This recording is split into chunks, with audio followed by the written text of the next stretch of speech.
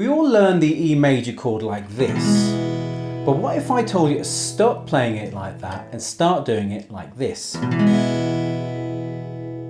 Now there are a couple of reasons I think that doing it like this is a good idea, and they all relate to, moving forward, as you get better and better along your guitar journey. Now this version is great, it's great to start with, but it's when you get to the dreaded bar chords. Yeah, we know about those.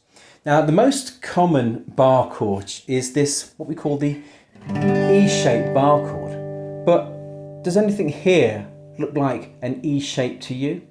So it's a pretty strange name, isn't it, really?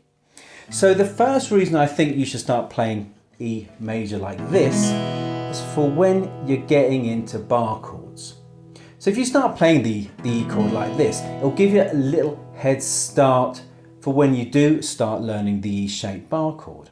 You see, this part here is like your first finger. So if you wanted to play an F major chord, what you would do is move up one fret and then put your first finger down here. Okay, right, so yeah, I'm being a little bit simplistic and there's still a bit of work to do. You need to kind of build up the strength to get the chords sounding clear.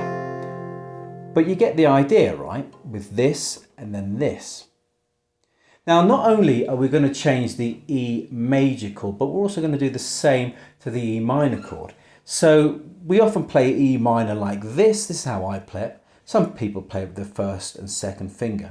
But if we forget about that and we go back to this new way of playing E major, to make the E minor, you take off your second finger and voila, there it is.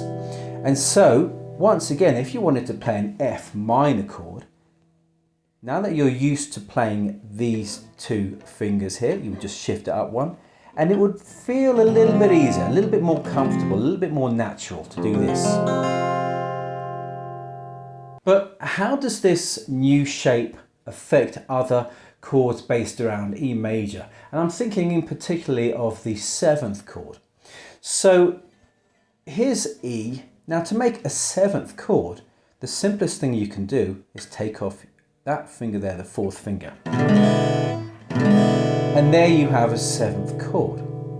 And the great thing about this is if you understand this, what I'm trying to show you here, you'll know that when you move up one fret, you'll now have F7. Okay, you now have the 7th shape for in a bar chord form, which is really cool. And the same applies to the E minor 7th chord. So if we're playing E minor like this, to play the minor 7th, we're just going to take off the 4th finger again. And that's your E minor shape. And if you wanted to play F minor 7, you're just going to shift everything up one. For me though, the one main downside about playing E like this is to do with the E7 chord shape, right? Because I really like to play E7 like this with all 4 fingers, right? Having the little finger on the 3rd fret of the B string here. I love it like that. I prefer that sound compared to this one. And however, if you're playing your E major chord like this now, you can still kind of do it. But for me, with my short little fingers, it's a bit of a stretch. It's a bit of a stretch. And if you want to learn more about 7th chords, then check that out there.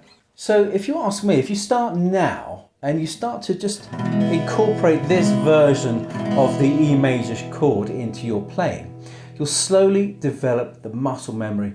And because the E-shaped bar chord, it's a bit of a problem, not just because of the first finger. Everyone talks about, well, a lot of people talk about this first finger being a bit of a drama.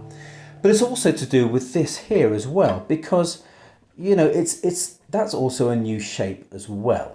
So if you start trying to use this now, you'll get used to this fingering of the E chord, and so that when you do come to play bar chords, it won't be such a drama, especially if you're changing from, let's say, a C major to a G bar chord.